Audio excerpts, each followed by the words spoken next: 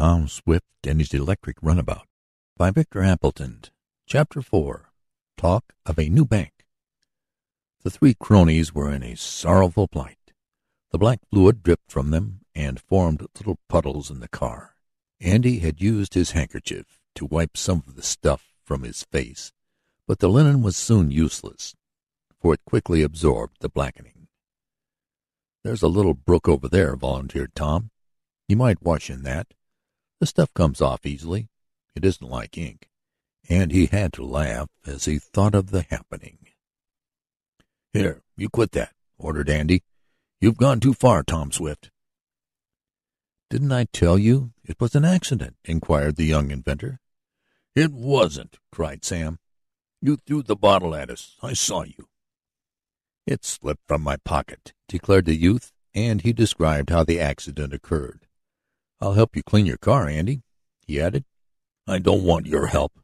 If you come near me, I'll punch your nose," cried Andy, now almost beside himself with rage.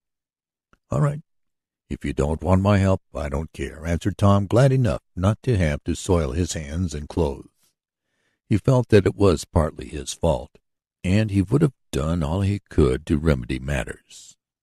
But his good offers being declined, he felt that it was useless to insist further.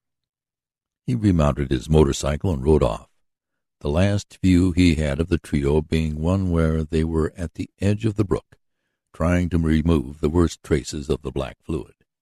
As Tom turned around for a final glimpse, Andy shook his fist at him and called out something. "I guess Andy'll have it in for me," mused Tom. "Well, I can't help it. I owed him something on account, but I didn't figure on paying it in just this way." And he thought of the time the bully had locked him in the ballast tanks of the submarine, thereby nearly smothering him to death. That night Andy Foger told his father what had happened, for Mr. Foger inquired the reason for the black stains on his son's face and hands. But Andy did not give the true version. He said Tom had purposely thrown the bottle of blackening at him. "So that's the kind of a lad Tom Swift is, eh?" remarked Andy's father. "Well, Andy, I think you will soon have a chance to get even with him." "How, Pop?" "I can't tell you now, but I have a plan for making Tom sorry he ever did anything to you. And I will also pay back some old scores to Mr. Swift and Mr. Damon. I'll ruin their bank for them. That's what I'll do." "Ruin their bank, Pop? How?" "You wait and see. The Swift crowd will get off their high horse soon, or I'm mistaken.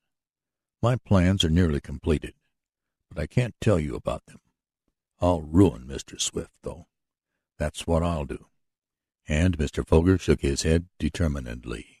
Tom was soon at his home, and Mrs. Baggert, hearing the noise of his machine as it entered the front yard, came to the side door. "Where's my blackening?"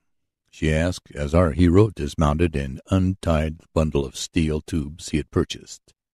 I used it," he answered, laughing. "Tom Swift, you don't mean to say you took my stove polish to use in your battery, do you?"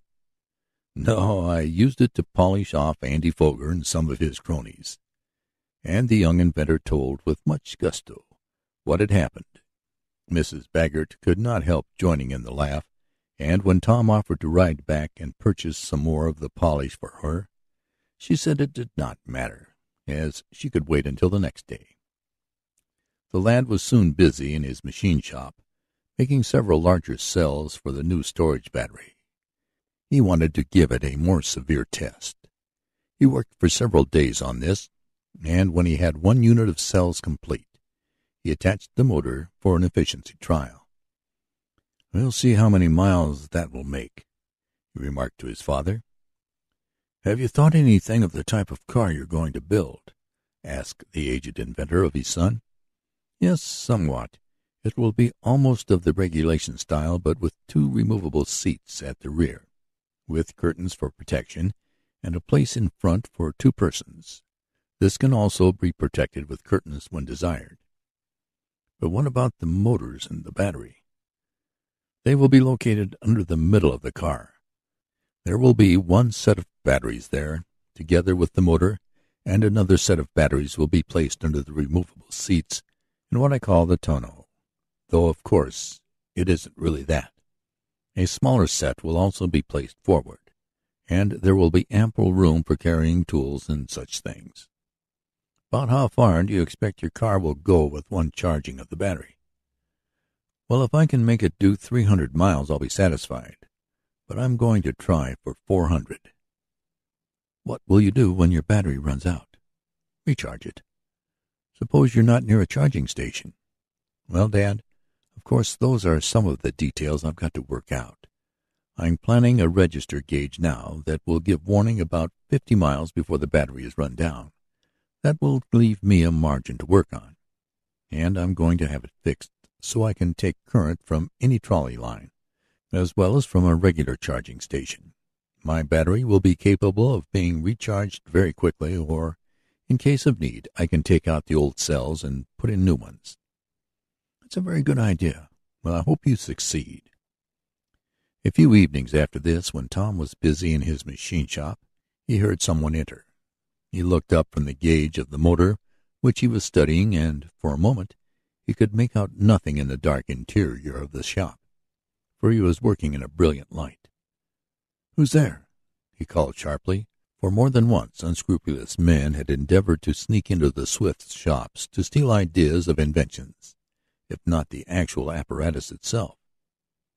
"It's me, Ned Newton," was the cheerful reply. "Oh, hello, Ned. I was wondering what had become of you," responded Tom. "Where have you been lately?" "Oh, working overtime." "What's the occasion?" "We're trying out a new system to increase the bank business." "What's the matter? Aren't you folks getting business enough, after the big deposits we made of the bullion from the wreck?" "Oh, it's not that. But haven't you heard the news? There's talk of starting a rival bank in Shopton, and that may make us hustle to hold what business we have, to say nothing of getting new customers." "A new bank, eh? Who's going to start it?" "Andy Foger's father, I hear. You know, he was a director in our bank, but he got out last week." "What for?" "Well, he had some difficulty with Mr. Pendergast, the president. I fancy you had something to do with it, too." "I?" Tom was plainly surprised. "Yes, you know, you and Mr. Damon and Mr. Sharp captured the bank robbers and got back most of the money." "I guess I do remember it. I wish you could have seen the gang when we raided them from the clouds in our airship." "Well, you know, Andy Foger hoped to collect the $5,000 reward for telling the police that you were the thief. And of course he got fooled, for you got the reward.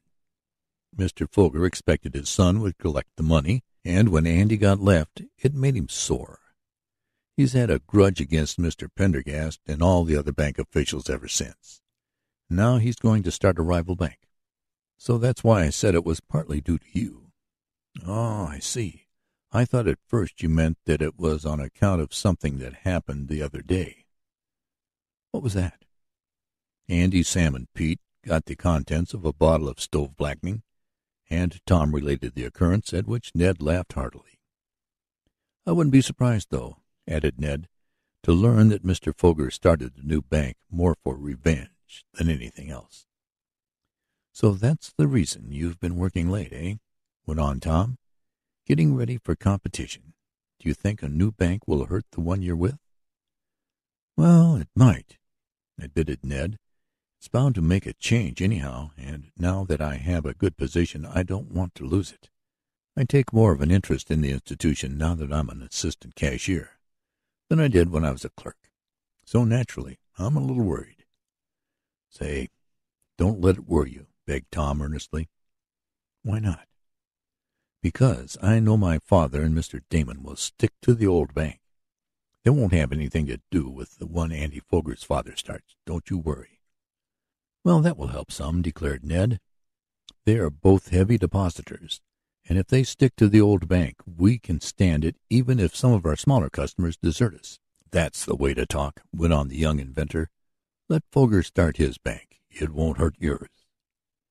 "What are you making now?" asked Ned a little later, looking with interest at the machinery over which Tom was bending and to which he was making adjustments. "New electric automobile. I want to beat Andy Foger's car worse than I did on my motorcycle, and I also want to win a prize." And the lad proceeded to relate the incidents leading up to his construction of the storage battery. Tom and Ned were in the shop until long past midnight, and then the bank employee, with a look at his watch, exclaimed, "Great Scott, I ought to be home." "I'll run you over in Mr. Damon's car," proposed Tom. "He left it here the other day while he and his wife went off on a trip, and he said I could use it whenever I wanted to." "Good," cried Ned.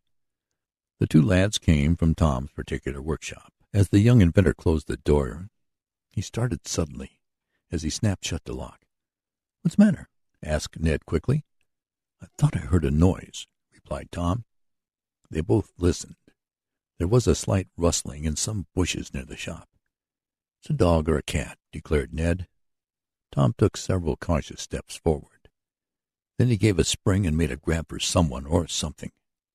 "Here, you let me be," yelled a protesting voice. "I will when I find out what you mean by sneaking around here," retorted Tom as he came back toward Ned, dragging with him a lad. "It wasn't a dog or a cat, Ned," spoke the young inventor. "It's Sam Snedeker." And so it proved. "You let me alone," demanded Andy Foger's crony. "I ain't done nothing to you," he whined. "Here, Ned, you hold him a minute while I make an investigation," called Tom, handing his prisoner over to his chum. "Maybe Pete or Andy are around." "No, they ain't. I came alone," said Sam quickly.